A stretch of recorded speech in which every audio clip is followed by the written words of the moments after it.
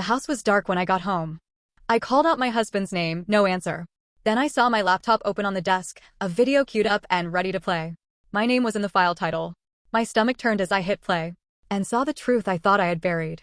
After a grueling day at the publishing house, I finally arrived home. The Chicago skyline was painted in hues of orange and pink as the sun dipped below the horizon. Our apartment was nestled in a quiet neighborhood, the kind where everyone knew each other's names but respected privacy. As I approached our building, a sense of unease settled over me. The usual warm glow from our living room window was absent. Fumbling with my keys, I unlocked the front door. The interior was shrouded in darkness, save for the faint glow emanating from the study. "Mark?" I called out, my voice echoing slightly. Silence. I stepped inside, the soft hum of the refrigerator the only sound greeting me. As I moved towards the study, the glow intensified. Pushing the door open, I was met with an unexpected sight. My laptop was open on the desk, a video file queued up. The title was unmistakable. It bore my name. My heart began to race, a cold sweat forming on my brow. I hesitated, fingers hovering over the trackpad. Taking a deep breath, I clicked play. The screen flickered to life, and there I was, years younger, in a setting I had long tried to forget. The memories came flooding back. During my freshman year at the University of Michigan, I met Alex. He was a senior, exuding confidence and charm that was hard to resist. Our relationship was intense, filled with passionate highs and devastating lows. One evening, in the dim light of his off-campus apartment, he suggested we make a video. For us, he had said, his eyes alight with mischief. Naive and deeply infatuated, I agreed. As the video played, I felt a deep sense of violation. This was a part of my past I had buried, a mistake I had hoped would never resurface. Tears blurred my vision as the weight of the situation pressed down on me. The sound of the front door opening jolted me back to the present. Mark was home. Panic surged through me. I quickly closed the laptop, but the damage was done. He entered the study, his face lighting up momentarily before concern took over. "Hey, you're home early," he said, setting down his briefcase. "Everything okay?" I struggled to find words, my throat dry. I found something on my laptop," I managed to whisper. He frowned, stepping closer. "What is it?" I couldn't meet his gaze. "A video. From my past." Mark's expression shifted from concern to confusion. "What kind of video?" Taking a shaky breath, I replied, "An intimate one. With someone I dated before you." Silence enveloped the room. I dared to look up, meeting his eyes. Hurt, betrayal, and a myriad of emotions flickered across his face. "Did you know it was there?" he finally asked. I shook my head vehemently. "No. I thought it was deleted years ago. I don't know how it ended up here." He ran a hand through his hair, pacing the room. "This is a lot to process." "I understand," I said softly, tears streaming down my face. "I'm so sorry, Mark." He stopped, turning to face me. "We need to figure out how this happened." Together, we delved into the laptop's history. It became evident that the file had been recently transferred. But by whom? And why now? Determined to get answers, I reached out to Alex. It had been years since we'd spoken. His number was no longer in service, but a quick social media search revealed he was still active. I sent him a message, my fingers trembling. Hours passed with no response. Mark and I sat in the living room, the tension palpable. Every so often, he'd glance at me, a mixture of love and pain in his eyes. Finally, a notification. Alex had replied. "Didn't expect to hear from you. What's up?" I wasted no time. "Alex, did you send me that video from our past?" His response was swift. "What video?" "The one we made in your apartment. It's on my laptop now." There was a pause before he replied. "I deleted that years ago." I swear. Frustration bubbled within me. "Then how did it end up here?" "I don't know," he responded. "Maybe someone hacked into old files?" "I'm sorry, but I can't help you." Feeling defeated, I shared the conversation with Mark. He sighed, rubbing his temples. "We should consult a tech expert. Maybe they can trace the source." The next day, we visited a cybersecurity specialist. After hours of analysis, he concluded that my laptop had been remotely accessed. The IP address was traced back to an unknown source, making it difficult to pinpoint the culprit. Days turned into weeks. Mark and I tried to move past the incident, but the seed of doubt had been planted. Our conversations became strained, the once easy rapport replaced with guarded words. One evening, as we sat across from each other during dinner, Mark finally spoke. "I want to trust you. But it's hard." Tears welled up in my eyes. "I understand. And I'll do whatever it takes to rebuild that trust." He reached across the table, taking my hand in his. "We'll get through this. Together." But deep down, I knew the journey ahead would be anything but easy. A few weeks went by, and things between Mark and me were off. We weren't fighting exactly, but something had changed. The way he looked at me was different. Not cold, not angry. Just distant. Like a part of him had pulled back, and no matter what I did, I couldn't reach it. We still did all the usual things: grocery shopping, Sunday brunch, walks around the neighborhood. But the silence between conversations stretched longer than usual. He never brought up the video again. And I didn't push. Maybe that was a mistake. One night, I couldn't sleep. I kept thinking about the video. How it got there. Something didn't feel right. I got up, went into the study, and stared at the laptop. I checked the external drive plugged in at the time the file showed up. It wasn't mine. It wasn't Mark's either. That's when something clicked. I remembered, 2 weeks before this happened, Mark's younger cousin, Tyler, had visited. He stayed with us for 2 nights while he was in town for a job interview. Mark had gone to work. I had been at home, working remotely. Tyler borrowed my laptop to send a couple of resumes because he said his email wasn't syncing right on his phone. Back then, it felt like nothing. But now? I messaged Tyler the next morning. Hey, quick question. Did you copy anything from my laptop while you were here? His reply came fast. No? Why would I? I let it go. But I didn't believe him. I brought it up to Mark that night. Do you remember Tyler using my laptop when he stayed with us? Mark nodded, pouring himself a glass of wine. Yeah, why? I think he might have done something.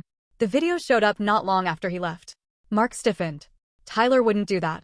Maybe you think that. But I don't know him that well, Mark. And someone did this. He set the glass down harder than necessary. So now you're accusing my family? I'm not accusing anyone.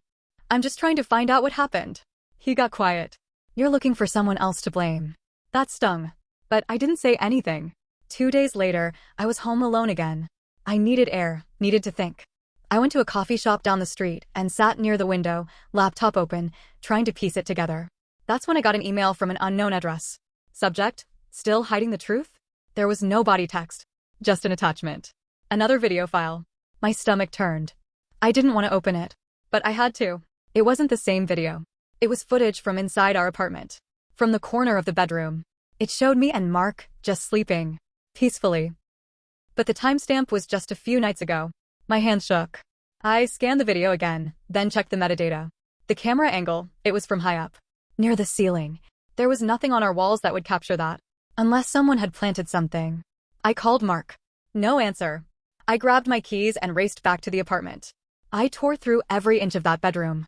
And then I saw it, buried in the top corner of the bookshelf, behind a row of fake books. A small black camera, blinking. I pulled it down, heart pounding. I had no idea how long it had been there, or how many videos there were. But I knew someone had been watching us. Someone who had been inside. I called Mark again. Still no answer.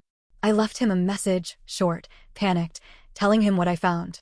Then I called the police. They took the camera and told me they'd analyze it. They asked if I had any suspects. I didn't say Tyler's name. Not yet. I wasn't ready. I needed more proof. That night, Mark came home late. I was on the couch, wrapped in a blanket, shaking. You got my message? I asked. He nodded. Yeah. Why didn't you call me back? I was at work. Phone was off. I stared at him. He looked tired. Really tired. You knew, I said, voice low. Didn't you? He blinked. Knew what? I stood. The camera. You knew it was there. He didn't say anything. My chest felt like it was caving in. Mark. Still nothing. You knew. And then, finally, he spoke. It wasn't supposed to go this far. My knees almost gave out. What does that mean? He ran a hand over his face. I didn't plant the camera. But I knew about it. I took a step back. How? Tyler told me. After he left. He said he wanted to help me see the real you. He showed me the video. The first one. Said he found it on some old drive you forgot to wipe. I couldn't breathe. You watched it.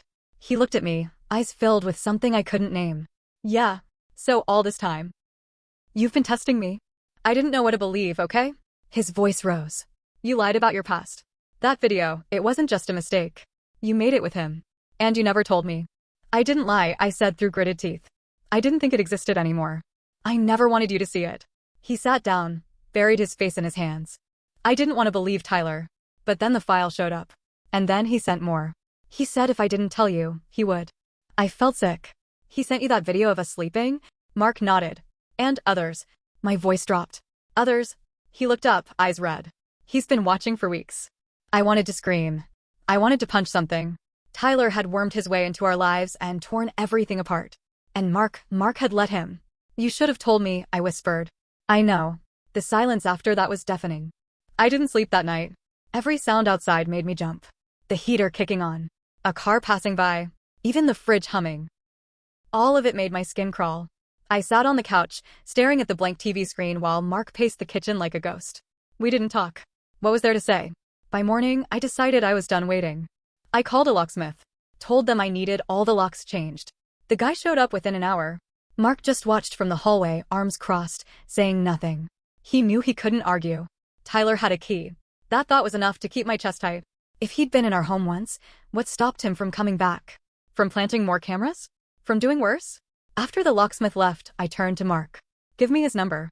Mark hesitated, then finally scrolled through his phone and held it out. I didn't call. I sent a text.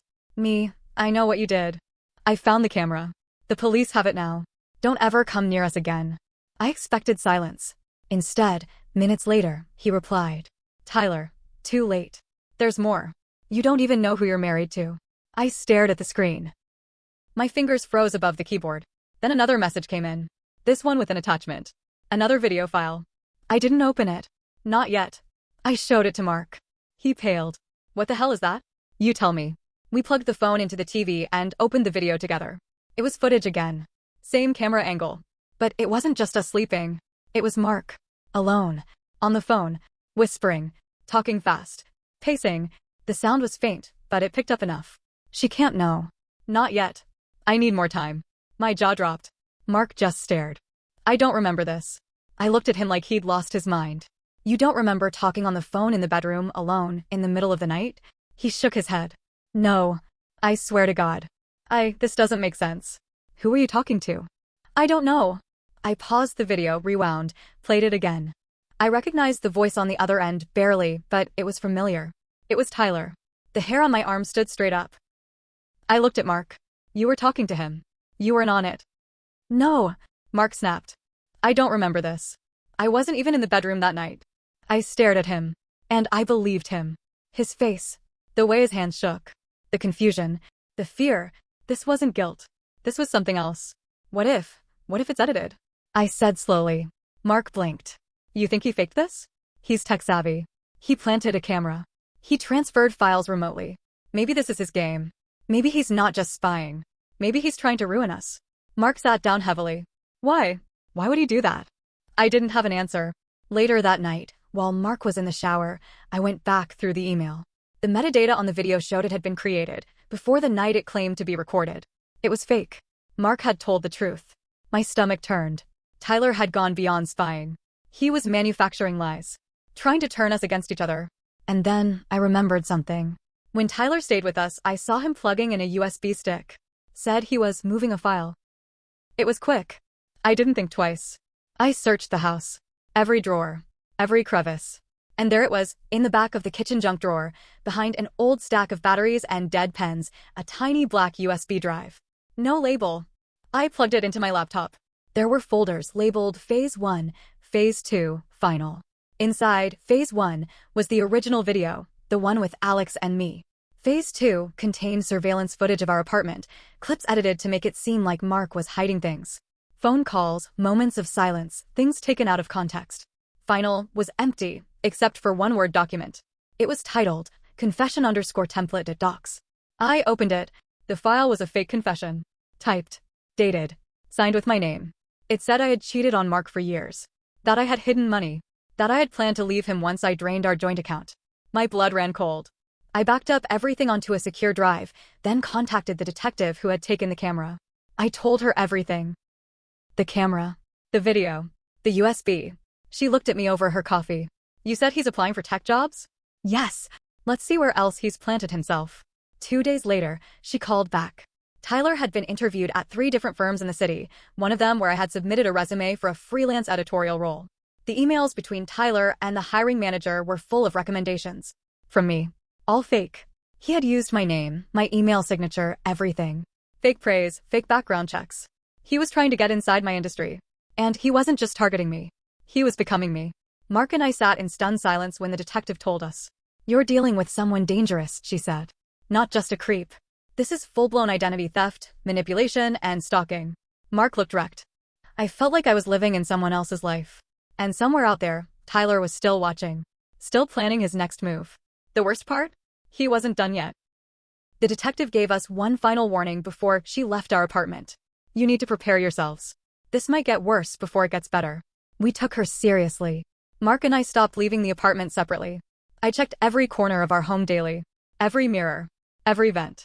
My skin was always crawling, like I was being watched. It felt like we were living under siege. 2 weeks passed with silence. Then, out of nowhere, the storm hit. It was a Thursday afternoon. I was at a cafe near the Loop, just trying to feel normal for a while.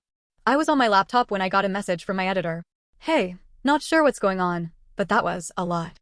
Are you okay? I stared at the message, confused. Then another message from a friend. Your email just sent something wild. Hack? I opened my inbox. And froze. Sent. 2:21 p.m. Subject. The real me to everyone in my professional and personal contact list. A massive, detailed, fake confession. It looked like I had written it. My voice. My style. Every line painted me as a liar, a cheater, a fraud. Accused me of manipulating Mark, sleeping with coworkers, stealing company money, forging resumes. It read like a soap opera mixed with a police report. And it was sent from my own email address. I dropped my coffee. People turned to stare as it crashed to the floor. My hands were shaking too much to even apologize. I ran out of the cafe, heart racing. Called Mark. No answer. Called again. No answer. I got home, tore through my laptop. Whoever sent the email had used a VPN and a proxy. They covered their tracks well. But I didn't need proof anymore. I knew who did it. Tyler. I tried calling the detective. Straight to voicemail. Then, Mark walked in. His face was pale. His phone in his hand. What the hell happened? He asked, his voice shaky. I didn't answer. I just handed him my laptop. Look. He scrolled, his eyes widening. Jesus Christ. I didn't write that, I said, almost whispering. I know. You believe me? He nodded slowly. I do now. But it was too late. The damage had already spread. Coworkers, family, old college friends. The email had gone to everyone. Some responded with concern. Others with silence. And then came the final blow. An invitation. Sent to both our phones. Private showing. The truth behind the lie. 7 p.m. Saturday. Southport Theater. Chicago. Mark looked at it, confused. What the hell is this? I knew what it was. Tyler's finale. I didn't want to go. Mark insisted we had to. We can't keep running from him, he said. If this is his final move, we face it. Together. So we went. The theater was nearly full. A crowd of strangers. Some familiar faces. People I hadn't spoken to in years. People I didn't even know were on my email list. A man walked onto the small stage, mic in hand. My heart stopped. Tyler. Smiling like a game show host. Welcome, everyone, he said smoothly. Tonight's presentation is about truth. About betrayal. About who we really are behind closed doors. The screen behind him lit up. Clips. Photos. Staged videos. Doctored audio. He had woven a fake documentary about me. I stood up, shaking, yelling, this is all fake. People looked around, murmuring. Some laughed. Some gasped. Mark stood up beside me, grabbed the mic out of Tyler's hand. Everything you're seeing is a lie. This guy, he pointed at Tyler, broke into our home. He spied on us. He made these videos. Tyler laughed. Is that what she told you? I have evidence, I shouted. Police evidence. USBs. Metadata. Don't believe this free show. Security came to pull us off stage. Mark didn't resist. Neither did I. Outside, the crowd buzzed behind us. Some people believed us. Others didn't. But Tyler? He stayed inside. Smiling. So smug. The police arrested him the next day. Turns out the detective hadn't been ignoring me. She'd been building a case. Quietly. Thoroughly. That night at the theater had been the last piece. They got him for stalking, digital identity theft, cyber harassment, unlawful surveillance. Enough to bury him for years. But the damage had been done. I lost my job. Too much baggage, they said. Too much noise. Mark and I, we tried. We went to therapy. Talked it all out. But something broke in the middle of all this. Something that couldn't be put back together. He told me he forgave me. But I saw the doubt still flicker in his eyes when I said, I'm fine. Eventually, I moved out. Got my own place. Small. Quiet. I needed silence. Not the kind that buzzes with fear, but the kind that lets you breathe. Sometimes I still get emails from strangers who saw that ridiculous video, asking if it's real. I don't answer. Sometimes I wonder what would have happened if I never clicked play that night. If I had just walked away. But I didn't. And now I know what I'm capable of surviving. Mark and I don't speak much anymore. We exchanged polite holiday texts last December. That's about it. Tyler's trial is still pending, but the evidence is overwhelming. I'm freelancing again. Building things back slowly. Trust, reputation, peace. I don't trust easily now. I double-check every device. I keep my passwords in my head. And I've learned one thing above all, sometimes the monsters in our lives wear smiles. Sometimes they pretend to be family. And sometimes they leave scars you never fully see until you look in the mirror. But I'm still standing. Still breathing. Still here.